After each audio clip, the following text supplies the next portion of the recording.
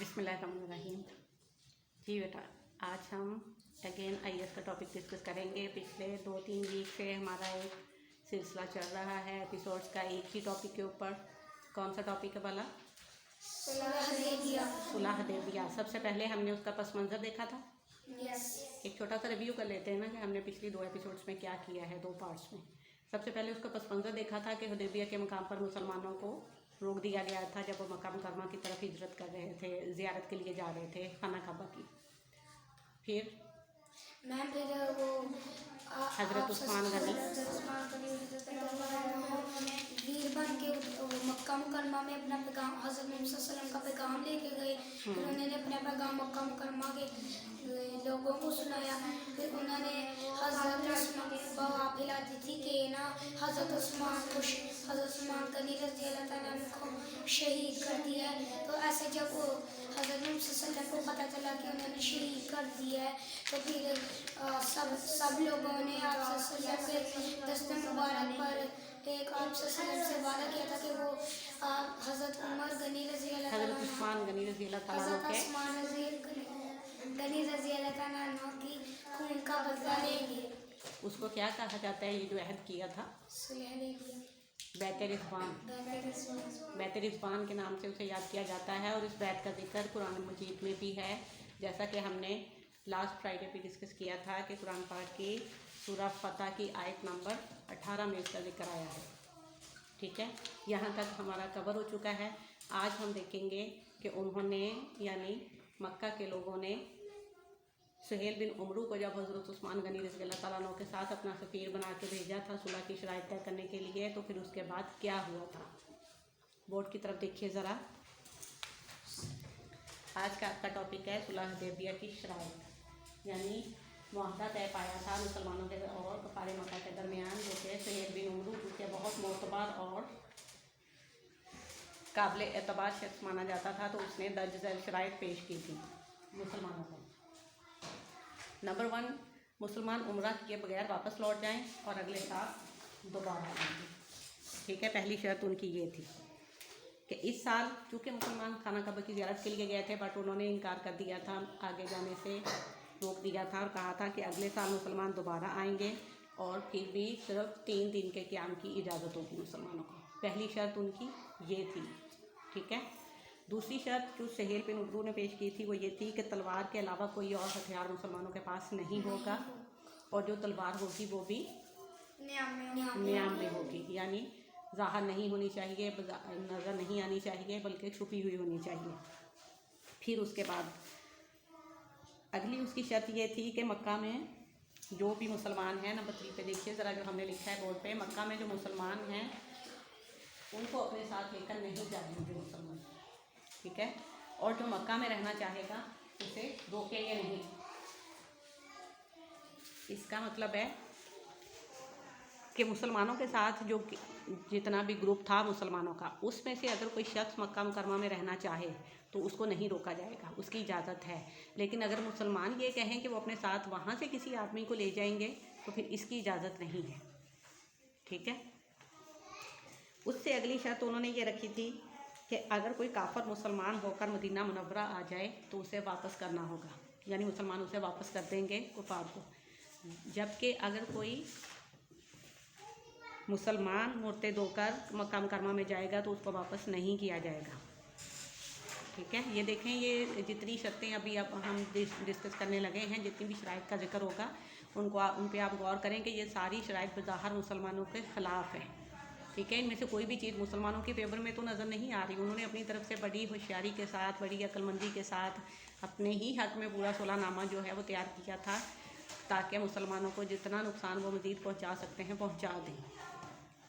फिर उससे अगली शर्त ये थी कि अरब कबाइल मुसलमान या कुफार में से जिसके साथ चाहें अपना मुआहदा तय कर सकते हैं, जिसके साथ वो शामिल होना चाहें वो शामिल हो सकते हैं। ना कुफार मक्का उनको फोर्स करेंगे और ना ही मुसलमानों की तरफ से किसी किस्म की ज़ोर ज़बरदस्ती की जाएगी कि वो दीगर कबाइल जो हैं उनके ऊपर किसी किस्म का अपना हक जताएं। ठीक है, फिर उसके बाद अगली शर्त उनकी ये थी कि ये जो जितनी भी शराइत लिखी गई हैं, जो कुछ भी डिस्कस किया गया है, ये पूरे 10 साल के लिए होगा। यानी 10 साल तक मुसलमानों को इन तमाम शराइत के ऊपर अमल करना होगा। ये शराइत पेश की थी सैयद बिन उमर ने। वजाहत ये सारी शराइत मुसलमानों के ख़िलाफ़ थी। ठीक है, अब शराइत तय पा गई। नबी करीम सल्लल्लाहु अलैहि वसल्लम ने एग्री कर लिया, इसके साथ इत्तफाक कर लिया। बाकी मुसलमानों ने भी आप सल्लल्लाहु अलैहि वसल्लम की पैरवी की। इसी दौरान क्या हुआ था कि एक सहाबी थे अबू जंदल, ठीक है, हज़रत अबू जंदल रज़ी अल्लाह ताला अन्हु थे। वो मक्का मुकर्रमा में रहते थे लेकिन मुसलमान हो चुके थे। अब आपको पता है कि मुसलमानों ने मक्का से हिजरत भी इसीलिए की थी कि कुफार मुसलमानों पर तरह तरह के मज़ालम करते थे, उनके ऊपर तरह तरह की ज़्यादतियाँ की जाती थी। यही सब कुछ हज़रत अबू जंदल रज़ी अल्लाह ताला अन्हु के साथ वो लोग कर रहे थे। उनको शदीद ज़ख्मी कर दिया गया था और वो इसी ज़ख्मी हालत में अपनी तमाम बेड़ियाँ या उन्हें कैद में जो डाला गया था उसको तोड़ के तो आप सल्लल्लाहु अलैहि वसल्लम की खिदमत में किसी तरह हाज़िर हुए थे। ये उस वक्त की बात है जब ये सारी शराइत कुफार मक्का के दरमियान और मुसलमानों के दरमियान तय पा रही थी। अब जब वो भाग के आए आप सल्लल्लाहु अलैहि वसल्लम के पास, तो आप सल्लल्लाहु अलैहि वसल्लम ने उन्हें वापस भेज दिया मक्का में। क्यों? सोचें। तो जी क्योंकि उन्होंने शर्त रखी थी। शाबाश, क्योंकि शराइत में ये तय पाया था कि अगर कोई मुसलमान मक्का से आप मदीना की तरफ जाएगा या आप सल्लल्लाहु अलैहि वसल्लम की खिदमत में हाज़िर होगा तो उसको वापस करना होगा, चाहे उसमें कसूरवार मुसलमान है या नहीं है। देखें ये किस कदर गलत बात थी, किस कदर हक तलफी की बात थी कि कुफार ने जो मुसलमानों के साथ किया था। लेकिन चूँकि आप सल्लल्लाहु अलैहि वसल्लम ज़ुबान दे चुके थे, उनके साथ अहद कर चुके थे, सुलहनामा तय पा चुका था, तो इसलिए आप सल्लल्लाहु अलैहि वसल्लम ने हज़रत अबू जंदल रज़ी अल्लाह ताला अन्हु को वापस भेज दिया था मक्का में। ये माहदा हज़रत अली रज़ी अल्लाह ताला अन्हु ने तहरीर फरमाया था। ठीक है, और अगरचे इसकी तमाम शराइत मुसलमानों के ख़िलाफ़ थी, लेकिन इसके बावजूद कुरान पाक में इसको फ़तेह मुबीन कहा जाता है। फ़तेह मुबीन क्या है? बहुत बड़ी कामयाबी। अब आपके माइंड में एक क्वेश्चन आना चाहिए कि ये कैसे मुमकिन है, क्योंकि शराइत तो सारी मुसलमानों के बज़ाहिर ख़िलाफ़ थी। बीच में एक दो हैं जो किसी हद तक रीज़नेबल हमें समझ आती हैं, बाकी सबको अगर हम इन डेप्थ थोड़ा सा उसका एनालिसिस करें तो सब कुछ ही मुसलमानों के ख़िलाफ़ था। कुफार के हक़ में तो सब कुछ जा रहा था कि अगर कोई काफिर मुसलमान होकर आएगा तो उसको वापस करना होगा। ठीक है, लेकिन अगर कोई मुसलमान वहाँ से इधर आएगा मक्का की तरफ तो उसको वापस नहीं किया जाएगा। ये किस कदर हक़ तलफ़ी की बात है।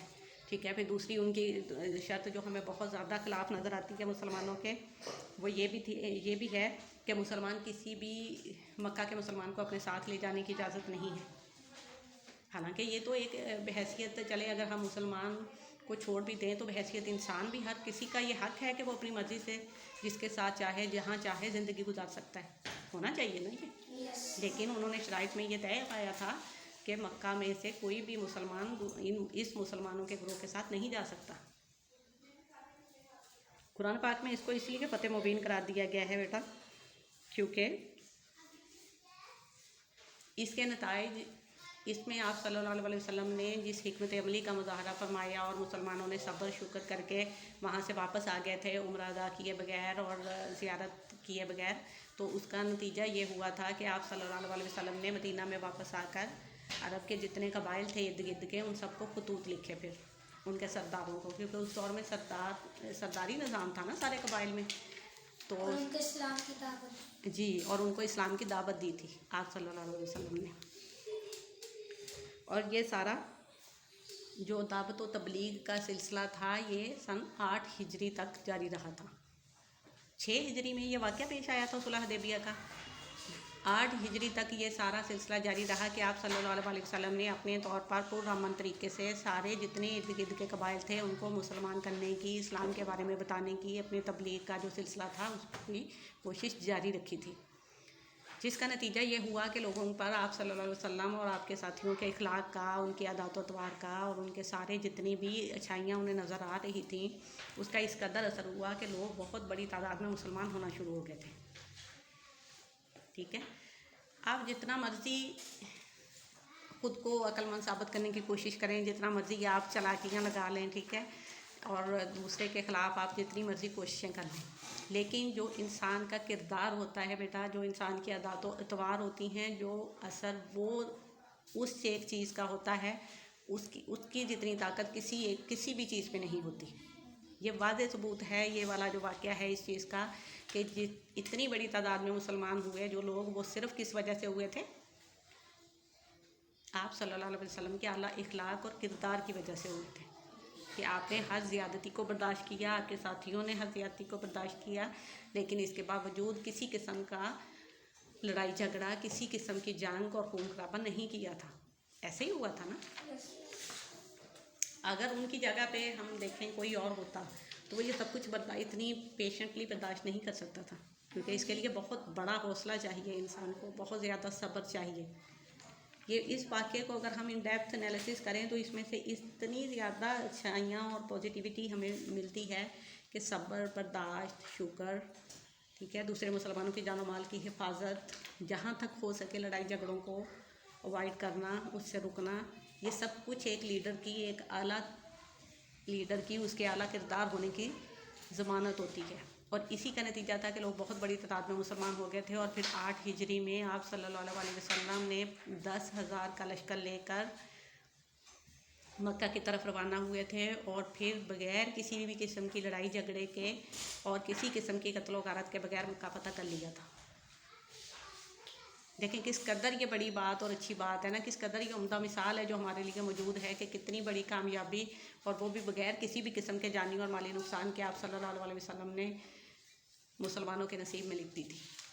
और मैम आप सल्लल्लाहु ने कोई कत्ल नहीं किया था, सिर्फ सब्र का अमल से काम लिया था। बिल्कुल बिल्कुल, ये वाक़या इस बात का वाज़ेह सबूत है। इसमें जितनी हमने डिस्कस किया, सारी शराइत भी और उससे पिछले भी जितने वाक़यात डिस्कस हुए हैं, वो सब इस बात की दलील हैं कि आप सल्लल्लाहु अलैहि वसल्लम ने किस कदर बर्दाश्त का और सब्र व तहम्मुल का मुज़ाहरा किया था। अब आपको समझ आई कि अल्लाह ताला ने इसको फ़तेह मुबीन क्यों करार दिया था। देखें, फ़तेह मुबीन पहले करार दे दिया गया कुरान मजीद में, ठीक है, और ये सारा जो भी हालात वाक़यात पेश आए ये बाद में आए, ठीक है। 6 हिजरी में जब हुआ ये सारा मुआहदा, सारी शराइत तय पाई, तो फ़तेह मुबीन उसी वक्त करार दे दिया गया था। क्यों? क्योंकि अल्लाह ताला से बेहतर तो जानने वाले कोई भी नहीं है। अल्लाह ताला को सब कुछ पता था कि क्या हो रहा है और क्यों हो रहा है, और उसका नतीजा आप सबके सामने है कि 8 हिजरी को इतनी बड़ी फतह और इतनी बड़ी कामयाबी मुसलमानों के हिस्से में आई थी। अब समझ आई आप लोगों को? यस। कोई क्वेश्चन आ रहा है माइंड में तो पूछते मेरे से। मज़े का लगा ये टॉपिक? खुशी हुई इसका नतीजा देख के, अंजाम देख के। 3 एपिसोड्स हमारी इस एक टॉपिक के ऊपर बन गई, लेकिन एट द एंड देखें हमें कितना अच्छा इसमें से लेसन मिला, और कितनी बड़ी खुशी की बात भी हमें पता चली कि क्या इसका नतीजा निकला, फिर इतना कुछ जो हुआ मुसलमानों के साथ। और फिर सबसे ज़्यादा खुशी की बात ये थी कि किसी भी मुसलमान के साथ किसी भी किस्म की ना तो नाइंसाफ़ी हुई और ना ही उन्हें किसी किस्म का नुकसान पहुँचा था। ऐसा ही है ना? और फिर आपको पता है जब मक्का फतह हुआ तो उसके बाद आप सल्लल्लाहु अलैहि वसल्लम ने वहाँ के लोगों के लिए क्या ऐलान फरमाया था। ये भी बहुत ही खूबसूरत एक वाक़या है, जो कि जिसके ऊपर बाकायदा एक टॉपिक बनता है आपका, वो इंशाल्लाह नेक्स्ट वीक में हम डिस्कस करेंगे। वो सुलह देबिया से रिलेटेड नहीं है, वो इसका अगला पार्ट है, जहाँ पे हम आज का टॉपिक ख़त्म कर रहे हैं फतह मक्का का, कि मक्का फतह हो गया था। नेक्स्ट टॉपिक इंशाल्लाह इसी से रिलेट करेंगे कि उसके बाद क्या हुआ था फिर। ओके, चले बेटा, आज का लेसन ख़त्म करते हैं इस दुआ के साथ कि अल्लाह ताला आपको ज़िंदगी के हर इम्तिहान में कामयाब करें और आपको सिरात मुस्तकीम पे चलने की तौफीक अता फरमाए। आमीन या रब्बुल आलमीन।